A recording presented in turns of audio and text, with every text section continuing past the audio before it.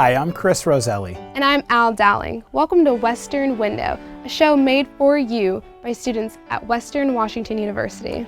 This time on Western Window, we'll find out about a unique event that celebrates student scholarship. We'll check out an exciting new series of events designed to get girls engineering. We'll find out what some students are passionate about, and we'll travel with a group of students to the Hanford Nuclear Reservation to learn about toxic cleanup. So stay with us as we explore our world through Western Window.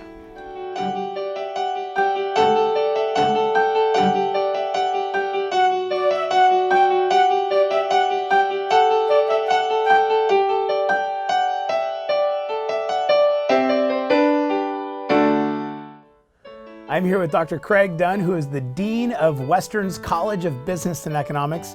Craig, thank you so much for being here. It's my pleasure. It's really great having you in the studio. So tell us a little bit about what's been going on at CBE. Well, I'd say that the most exciting things that are going on, as far as I'm concerned in the college, are interdisciplinary. Okay. So when you start looking at like the minor in energy studies, it's a collaboration between the College of Science and Engineering and Huxley College of the Environment and the College of Business and Economics. Yeah. So one of the programs that I've heard about is the business and sustainability major that we've got. Yeah. Tell me a little bit about that one. So that was about probably 4 years in the works. It was interesting to work across colleges and see how we might make that happen. It's 104 to 106 credits, which is quite a few. That's more than the 72 I needed to graduate. Yes, that's true. And there are only 7 credits of electives. Wow. And that's one of the problems with interdisciplinary work, but it's also what makes it exciting. Right. So it's our full foundation and our full core from the business side, and then quite a few environmental studies courses and a couple environmental science courses. Business and sustainability, that's about as broad of a title as you can get. I mean, so... Yeah, I suppose so. So what would your take on that mean? What would your take on that Well, you know, we've had so many conversations at Western about what does sustainability mean. And from a business standpoint, it's thinking about what are the background conditions that need to exist for a business to be successful. Now, if you think of it that way, well, you're not going to have success in business if you're operating in a war-torn region of the world. Sure. You're not going to have success in business if you're operating in a population that's suffering from famine. So you start thinking about sustainability broadly. It's not just about environmental sustainability or sustaining profitability for the enterprise, though it is about both those things, but it's also about peace and justice and fairness, equity. Those kinds of issues all get wrapped up into sustainability. Interesting. Yeah. Yeah, I never would have thought about that. Yeah. So you're partnering with Western's Huxley College of the Environment, which is one of the oldest environmental colleges in the It's probably world. The oldest. Yeah. Absolutely. And I think one thing that makes it work is, you know, at Western right now, we have 7 academic colleges, and the longest term dean, I believe, is finishing his 4th year. Yeah. And so we have some kind of fresh deans, which is pretty cool, I think. And Stephen Hollenhorst, who's the dean of Huxley, and I get along really well. And so we haven't carved out territory for the colleges, but we play well together. I've heard people say that growing business and being sustainable in a sustainable environment, that can never happen. I think it has to happen. I mean, if you really do think about the long term, and that's one of the problems we have in business, is that it has a lot to do with the way that we reward managers and executives. So if they're rewarded for quarterly profit performance, it certainly doesn't incentivize a person to think longer term. Where you see some of the gains being made by business are in companies that maybe are privately held and don't need to be so concerned about their quarterly profitability, even though they're concerned about that. Sure. So locally, I mean, a company you might not think of as being interested in sustainability is Saturna Capital. And I mention them because they've recently given us a gift to put in place all the equipment we need to run a lab in Parks Hall in the College of Business and Economics, but they want it themed around sustainability because they realize that long term, the best stock performance is likely to be achieved if you invest in companies that are paying attention to specifically environmental sustainability. Right. What sets Western's College of Business and Economics different than so many of the other options that are out there? I think it's the values of the university as a whole that get then built into the values of the college. And those sensibilities get reflected into the College of Business and Economics. Do we teach finance and marketing and accounting and production and management? Sure. And many other disciplines as well? Yes, we do. Are we moving into new fields like business analytics? Yes, we are. That's that core that we have to protect. But beyond that, we realize that not all of our students are going to go into business. Well, thanks so much for being here. It's my pleasure to be here. Really, it was the most funner thing I've done today. Well, thanks so much. Really appreciate having you in the studio. Yeah. Dr. Craig Dunn, one of Western's fantastic faculty members and also the Dean of Western's College of Business and Economics.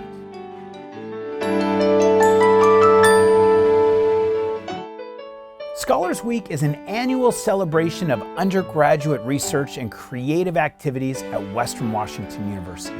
From art to engineering, students and faculty are working closely together at Western to explore the boundaries of knowledge.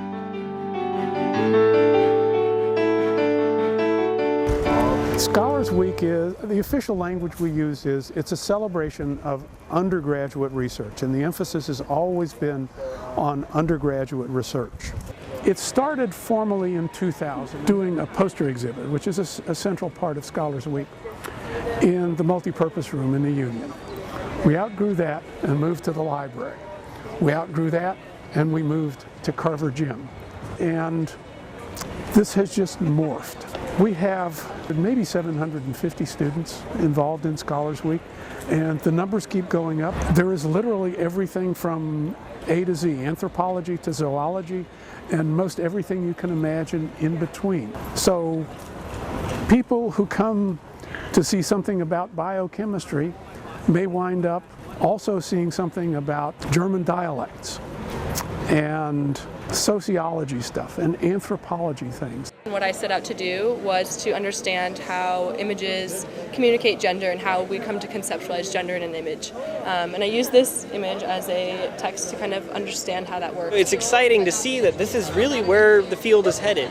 And I think that that's really interesting for me, especially I just learned all this stuff. So now I just got to keep this trend of adapting to the readers and figuring out how to tell these stories in a way that makes sense to the people, but also gives them the ability to actually understand the most complex of issues. I'm electrochemically doping the polymer MEHPBV with the polymerizable ionic liquid ATOAAS. And so what that means is we're bringing ions into a polymer film, and since these ones are polymerizable ions, they're highly reactive, so they will stay fixed in place, whereas most ions would leave the film. So this leads to a lot of interesting properties, and these could be used for device fabrication, like pixels or screens that could be printed on flexible substrates. The arrangement of space in this image, the beautiful horizon that the subject's crossing over into, the warmth in the composition of the photo, his anonymity that allows us to enter into the image with him, turns this image into something beautiful and hopeful and distracts us from the reading of a horrific immigration photo. What we're doing is testing to see what happens once organic contaminants have adhered to the activated carbon, whether or not marine worm gut fluids or similar chemical conditions are going to make the PCBs desorb, so no longer adhere to the activated carbon. Once you give yourself an identity, nobody can really take that away. And for me, when Beyonce identifies herself as a feminist, we don't have the right to say that she's not, just because our version of femininity and feminism is completely different. There are a lot of places where you can go to do undergraduate research. I think there's probably no place where you can go to do undergraduate experience where you'll have better opportunities than you do here. It becomes pretty obvious when you put Western students on a stage and compare them to other undergraduates that Western students are genuinely involved in the research. They are not watching what graduate students do and then report on that. They're reporting on what they do. It's been a lot of fun. So this is my second poster session at Scholars Week, and I did a talk yesterday for the first time, and honestly, it's a very good way to organize your thoughts on your project, and it's really exciting to see what everyone else is doing. Plus, it's a lot of fun to go support all your friends who are doing research. I think it's a great opportunity for students to show up their work, their interest, and to learn more about others. I've been really fascinated about the variety this year has, and I think I wouldn't miss it for the world. I got to present my research to my department a couple days ago, and just the most interesting thing to me has been all the different disciplines that come to engage in the research and to actually hear about what it's doing and to hear them give their take on it and how it would connect to what they're researching and what they're doing. I had a chemistry professor come and tell me how the theory of heterotopia relates to the projects she's doing, and that's just so fascinating to see what I don't get to see every day in my research crossing over into different fields and different disciplines. I feel really ashamed to say that I didn't even know what Scholars Week was until my professor said that I should submit my paper. But it's been a really humbling experience to not only take a different look and perspective on my own research, but to see the research of fellow communication studies majors and even people who are in different majors that I never would have considered myself. It's just really exciting to see how much that these students put into and how much of a commitment this really is.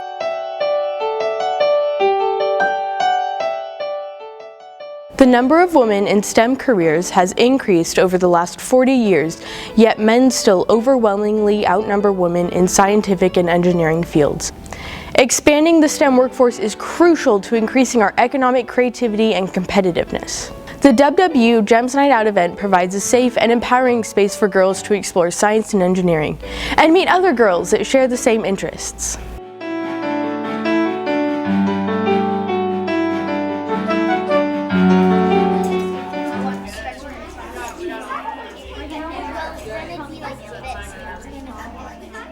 This is our Girls in Engineering, Math and Science Night Out, or GEMS for short. Really, we're trying to help all of the 3rd through 8th graders that are coming here tonight to get more of an interest in math, science, engineering, technology, and really be able to explore those areas while they're still really interested in that field and hopefully inspire them to go into those fields. GEMS is about encouraging and inspiring young ladies who have an interest in science, but maybe are not as excited to experience science, engineering, or math in a co-ed environment. And that gives them the safety to ask the questions and to raise their hands and give us answers. Around puberty, women and other underrepresented groups, they get less involved in science. It becomes something that their peer groups don't find as cool. And a lot of stereotypes can kind of affect young minds thinking that science isn't for them or they don't fit into science. But if you can get them really interested in science and get them loving science before they hit that kind of peer pressure stage, studies have shown that will keep them in science, keep them interested.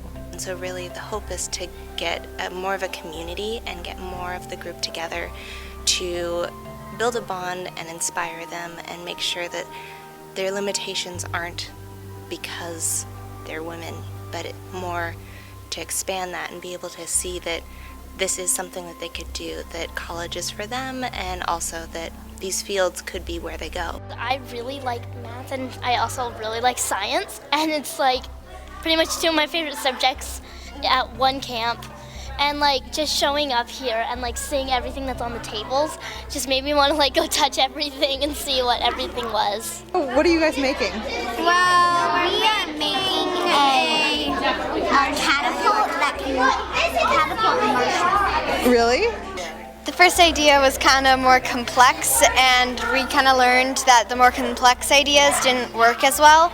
So in the end, we only had like a minute left, so we had to construct something as quick as we could, and eventually we ended up getting 5 points. So it was pretty good.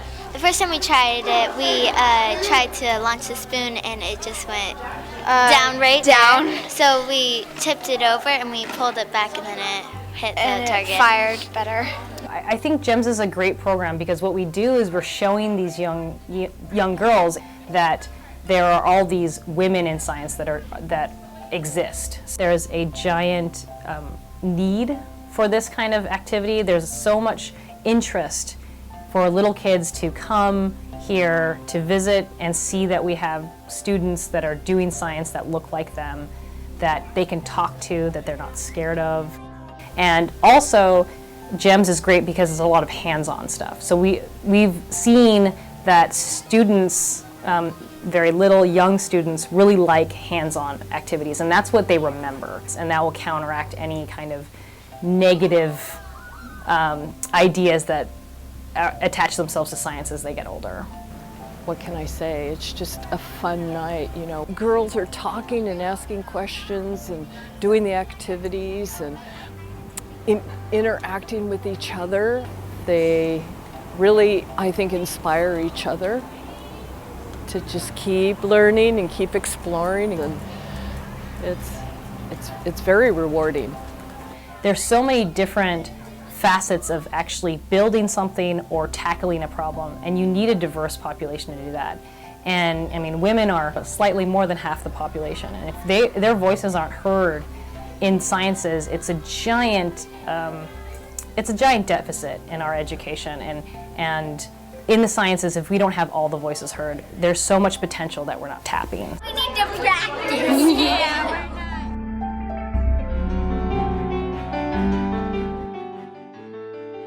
In 1989, the citizens of Washington passed the Model Toxic Control Act with the highest approval rating of any state initiative to date. This law provides funding for the cleanup of toxic contamination statewide, and students in Western's Huxley College of the Environment are getting a special opportunity to learn about the science of cleanup and decontamination.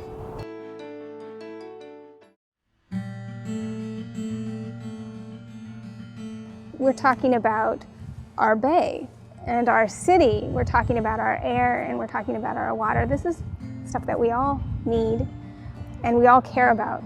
Understanding that just your community, your environment, is something that you can learn about and then gain the skills to then help your communities make decisions about how their community ought to be.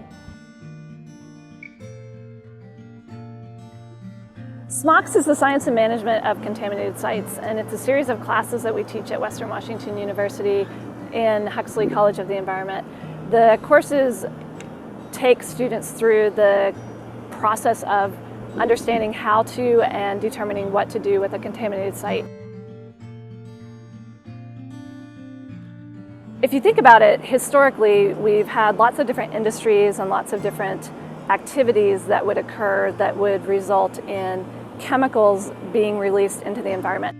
Chemicals that have been identified as being harmful to human health or the environment, and they're present in the environment at concentrations that are in exceedance of what they should be. At the large scale, the Science and Management of Contaminated Sites classes are important for a number of reasons. I think that the courses are kind of unique in that we have an external agency like the Washington State Department of Ecology who's supporting it. So what that does is that provides this external indication that this work is relevant beyond just the classroom.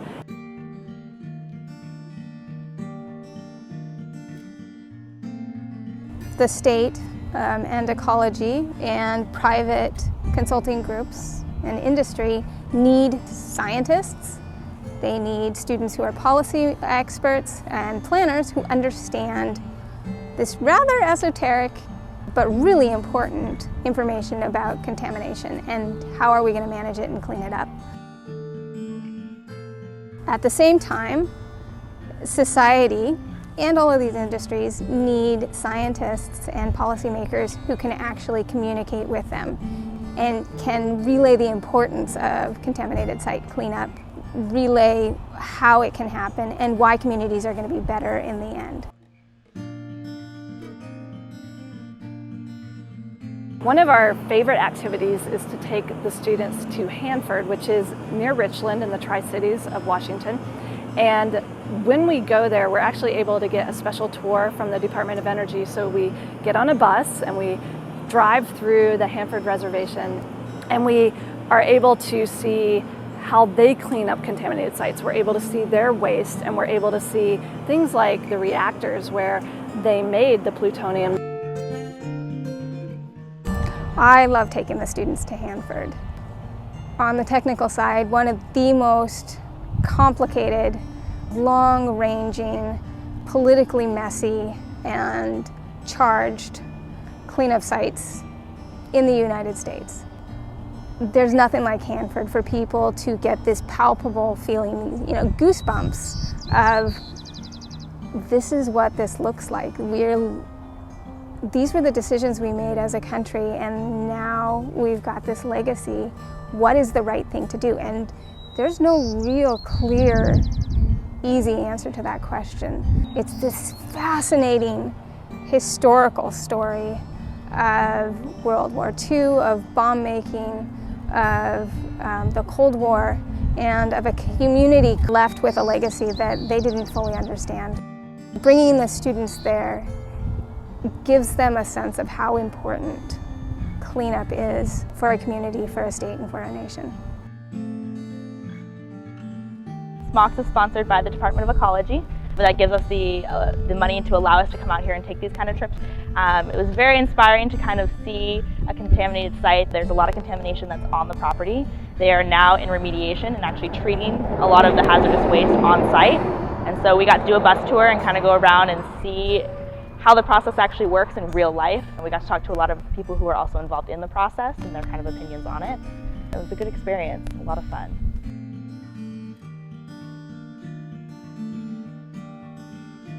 I've always loved nature. I love being in the trees, I love water, and so I kind of just found a passion for it. And a lot of it is just having a passion for treating contamination.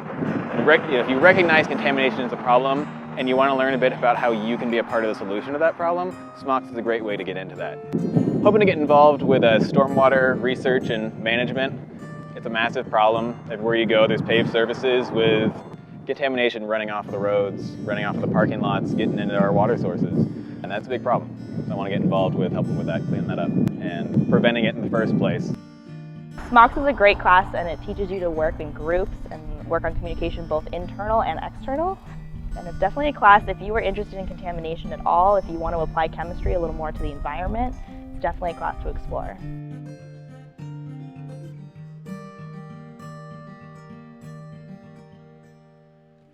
For students who are just coming in and trying to figure out what they want to do, I think that there are a lot of environmental problems that people see as sort of relegated over, oh, let the environmentalists deal with that.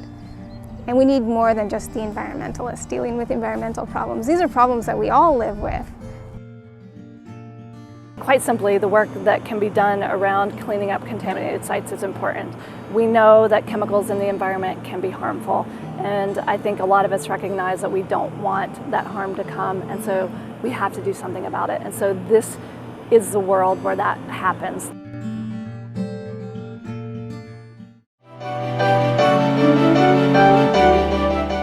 How important is the outdoors to students at Western? Here's what a few of them had to say.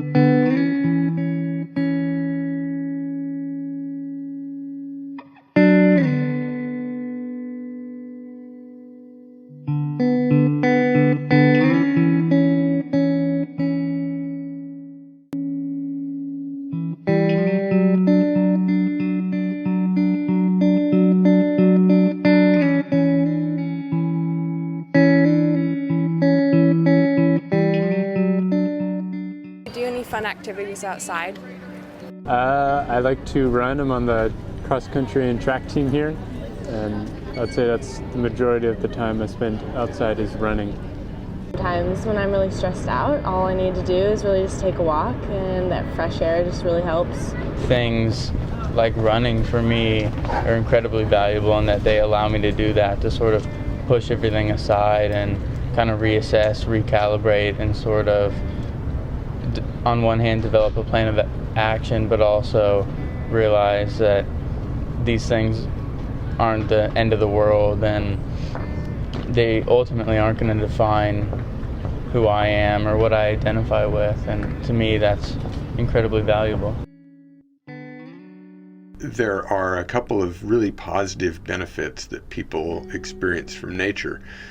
One of them that's been shown in several different ways is that time in nature increases your altruism. It makes you more inclined to think of the needs of others and not just of yourself. Another kind of benefit are the psychological benefits, where you have stress reduction, you feel perspective, you have other types of benefits. It turns out that both of those depend on the degree to which a person is sensitive to or responsive to beauty in nature and responds with a sense of awe about nature. So the more likely you are, or stronger you respond with awe to a natural setting, the more likely you are to experience psychological benefits and to have the kind of higher altruism. So that's a very provocative, interesting kind of finding that perhaps points to a sense of meaning that comes from being in a setting that the person interprets as beautiful and larger and more encompassing than themselves. Do you think being outside makes you happier? Totally. Gives me time to think and reflect and be happy.